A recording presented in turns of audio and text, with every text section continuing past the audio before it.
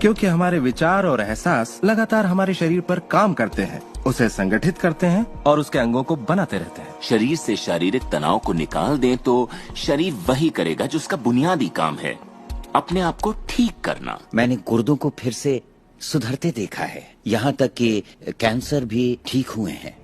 आंखों की रोशनी तक वापस आते देखी है मैंने। मैं मानता हूँ लाइलाज का इलाज हमारे मन में है।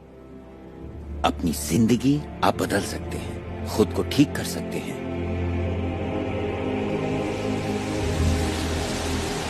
well, 10 मार्च 1981 का दिन मैं कभी नहीं भूल सकता। इसने मेरी जिंदगी हमेशा के लिए बदल के रख दी। मेरा प्लेन क्रैश हो गया था।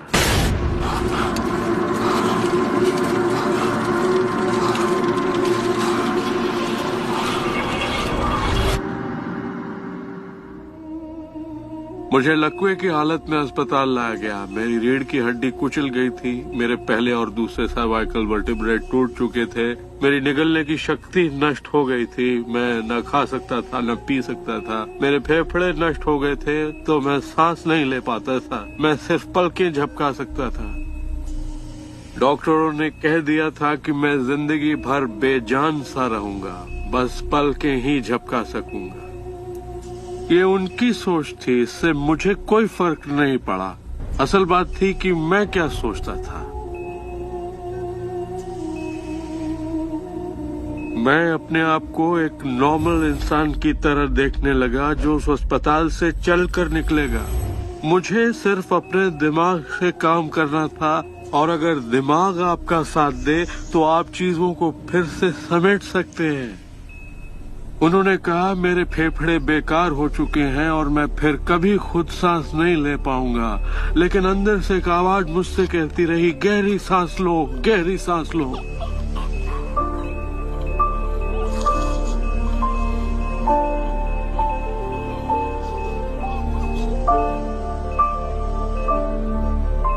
आखिरकार मैं खुद सांस लेने के काबिल हो गया।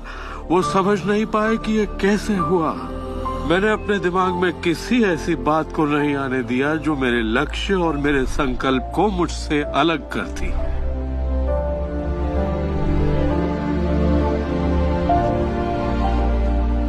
मैंने ठान लिया था कि मैं क्रिसमस के दिन अस्पताल से चलकर निकलूंगा। यही मेरा लक्ष्य था।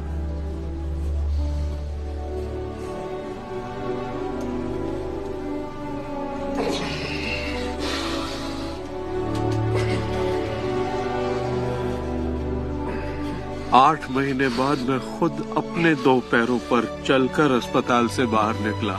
उन्होंने कहा था ये नामुमकिन है। वो दिन मैं कभी नहीं भूलूंगा।